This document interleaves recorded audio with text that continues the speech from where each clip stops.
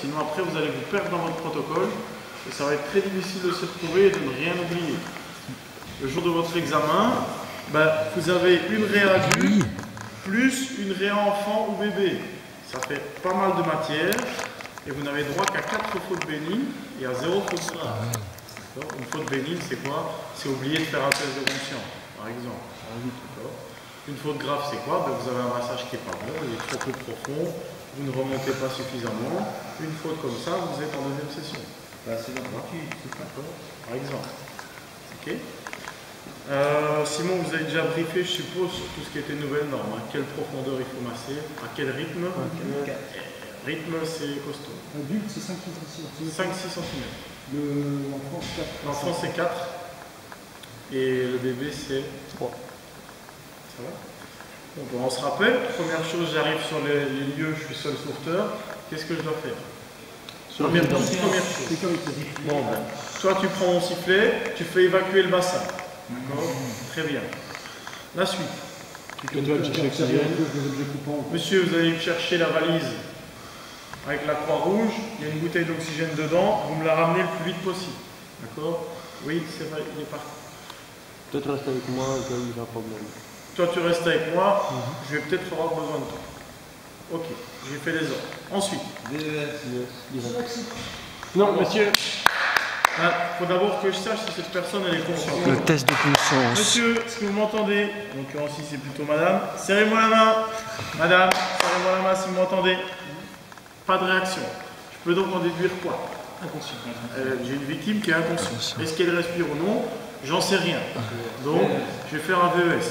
Attention, moi je veux qu'on place bien les mains pour faire le VES. Je vois encore trop souvent des personnes qui mettent les mains comme ça. Alors qu'est-ce qui se passe? Je peux le montrer sur une personne. Si je mets les mains comme ça pour faire un VES, vous demandez-lui, c'est pas génial. D'accord? Donc moi j'insiste, l'idéal, vous mettez un pouce ici et un doigt en dessous. Ou deux, comme ça, pour lui basculer la tête. Comme ça, vous n'allez pas chercher tout ce qui est ici ou tout la veine. Quand vous faites ça, le problème, regardez mes doigts. On écrase les voies respiratoires déjà à partir d'ici et puis encore plus à partir de... Quand on a fait le test de conscience et qu'on s'aperçoit que la personne est inconsciente, est-ce qu'avant de faire le VES, on n'appelle pas, on ne fait pas le 112? Non, on fait le 112 après, parce que tu ne sais pas si elle respire ou pas. Quelqu'un d'inconscient, est-ce que c'est super grave? Pas forcément. Pas forcément. Peut-être tomber dans les pommes, vous le restimulez un peu. Bon, il ne revient pas tout de suite à lui. Si ça tombe, il va revenir à lui. La deuxième fois, vous allez le restimuler. Donc, c'est pour ça qu'on n'appelle pas le 112 à ce moment-là. Par contre, quelqu'un qui ne respire pas, c'est catastrophique. VES, n'oubliez pas simplement se mettre comme ça. J'incline la tête pour libérer les voies respiratoires. Et je fais ceci. Combien de temps? 10 secondes. Pourquoi je fais 10 secondes et pas 15 et pas 5? Parce que la respiration, ça peut se faire après autant de secondes quand la personne... Ouais, exactement. On respire 12 à 14 fois par minute. Ça veut dire que ici, il est en accident, donc il va respirer moins vite. Si vous faites le calcul, il peut y avoir 6 à 8 respirations par minute. Vous divisez 60 secondes par 10, ça fait 6 respirations par minute. Donc s'il n'y a pas eu de respiration après 10 secondes, c'est vraiment qu'il ne respire pas. C'est pour ça qu'on ne fait pas 15. 10 secondes, c'est la limite max. Si on fait 15 secondes, c'est 5 secondes de perdu pour l'arrière. Ça va? Ici, je suis clairement dans le cas où le VES est négatif. Qu'est-ce que je fais? J'appelle les secours. Moi, quelqu'un appelle l'ambulance. Vous, monsieur, vous allez à la caisse, vous demandez qu'on appelle le 112, vous dites que j'ai une dame adulte qui ne respire pas, vous revenez me confirmer l'appel. Parfois, il y en a qui se lancent dans des déclarations. Or, toi, tu vas à la caisse, tu vas dire que j'ai une femme adulte d'environ 30 ans, qui mesure 1m70, qui est en arrêt cardio-respiratoire, tu viens me confirmer l'appel. Il n'a rien compris, il ne va rien dire de ce qu'il faut. Monsieur, vous allez à la caisse, il y a une femme adulte qui ne respire plus, vous donnez l'adresse, vous revenez me confirmer. C'est clair, c'est net, c'est précis, c'est rapide. Ça ne sert à rien d'utiliser des beaux mots. Le but, c'est respire plus, adulte, adresse. Ça, c'est les mots-clés. Et là, vous tranchez dedans. Sinon, la personne arrive là-bas, c'est plus ce qu'il faut dire arrêt cardio. Oh là là. C'est fini, d'accord? Ok? Quand c'est fait, qu'est-ce que je vais faire? Il l'a dit. 5 insufflations. Comment je fais? Comme ceci. Ouais, c'est bon. Ça, c'est bon. Et en regardant si tu restes secondes chaque fois. D'accord. Bon, j'ai fait ça, qu'est-ce que je fais? Regarde les signes de vie. Si ça bouge, Il n'y a rien qui bouge, je refais un VES. Placez il faut bien les regarder doigts un petit n'oubliez coup. pas. S'il revient déjà, ça sert à rien de refaire un VS pour qu'il bouge pas. Je pense. En pratique, je dirais oui. En examen, il faut le refaire. Ok. Toujours rien, ça veut dire quoi? Ça veut dire qu'on est mal embarqué. Voilà, on est parti pour une rien. Massage cardiaque. Si je devais prendre un repère, comment je ferais? Si je devais. L'appendice kyphoïde, attention à ne pas se tromper. L'appendice kyphoïde, c'est quand je tombe contre la butée. On vous parle souvent d'un triangle. Moi, je vous dis oui. Le triangle, il est là, on est d'accord. C'est là où les côtes se rejoignent.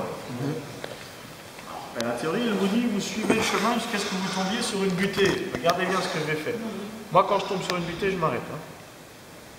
Là, je suis contre une butée. Regardez où je suis. D'accord. Ah oui, je suis en dessous du triangle. Ça va. Donc, attention au point de repère. On vous dit bien, quand vous tombez sur l'appendice kyphoïde, et le début de l'appendice, c'est là. C'est pas au triangle.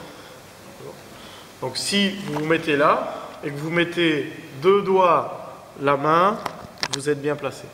Ça va? Si vous allez jusque-là, que vous avez des gros doigts, d'accord? Vous allez jusque-là, si vous avez des gros doigts, comme moi j'ai des petits, ça fait presque 3 doigts à moi. Regardez où vous êtes. Là, c'est complètement mauvais. Là, vous êtes trop haut. C'est pas super mauvais, mais c'est trop haut. Ça va? L'idéal, vous regardez ce fameux triangle, vous vous mettez juste au-dessus et vous êtes bien placé. Il a beaucoup de graisse là. Au milieu de la cage thoracique, vous n'avez pas bien un triangle, alors il faut essayer d'aller chercher la butée. C'est facile, il suffit de pousser sur votre propre ventre jusqu'à ce que vous tombiez sur la butée. Vous allez la sentir tout de suite. Hop, c'est là où se rejoignent les côtes. Et si on masse avec la main sur cette butée, c'est un massacre. Ça va? Là, je regarde le triangle, je me mets au-dessus, je suis bien placé. Ça va? J'ai l'impression que ça s'enfonce pas. Ok. Sur une personne, ça s'enfonce peut-être. Ici, 5-6 cm, c'est du costaud. 5-6 cm, si je suis prêt à masser. 1, 2, 3, 4, 5, 6, 7, 9, 10, 11, 12, 13, 14. Qu'est-ce que vous pensez de mon rythme de massage? Trop lent. Non, il est bon, il est bon. Un peu Trop plus lent? rapide, Non, non, il est un bien, petit peu plus rapide, parfait. c'est bon. Est-ce que quelqu'un a un GSM ou une montre? Je vais faire chrono. Ça va? Je vais faire une minute de réa, puis on va voir où je suis. Sur une minute, si vous faites juste des massages tout seul, vous devez être à 100 à 120. C'est-à-dire pour une réa où je souffle pas.